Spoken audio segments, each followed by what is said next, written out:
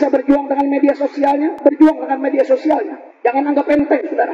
Walaupun hanya ngupload di status WhatsApp, walaupun hanya upload di Instagram, walaupun hanya upload di Facebook, walaupun pengikut kamu dikit, tunjukkan dengan media sosialmu, saudara. Jadikan ini kesempatan.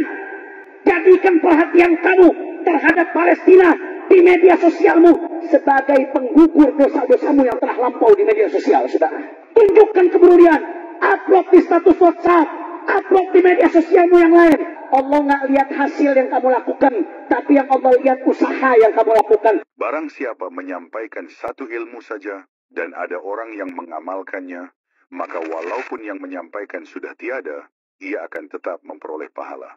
Hadis riwayat Al-Bukhari.